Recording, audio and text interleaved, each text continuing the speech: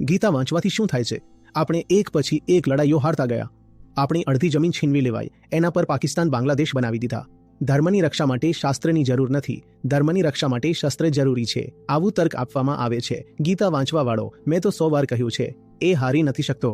એકની સામે 10 ઊભા થઈ જાય તો એ મરી જશે, હારશે તો તે ત્યારે પણ નહીં. જે ગીતામાં કેન્દ્રીય સંદેશ જ એ છે કે પાછળ નથી હટવાનું. મન પર ઘા લાગે, શરીર પર ઘા લાગે, મોહ આડે આવે, ભય આડે આવે, તું તો યુદ્ધ કર પાર્થ.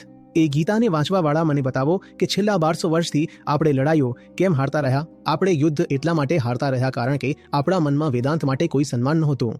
હા, ધર્મના નામે ઊંધી જતી પરંપરાઓ, અર્થ વગરના કર્મકાંડ અને અંધશ્રદ્ધા આપણે ખૂબ પકડી રાખી હતી.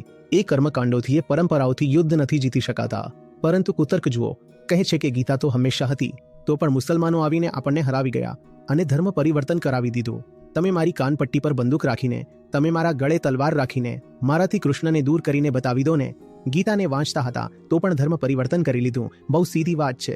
તમને ક્યારેય ધર્મ સાથે કોઈ લગાવ હતો જ નહીં. અર્થ સ્પષ્ટ છે. ગીતા વાંચવામાં જ નથી આવી ક્યારે.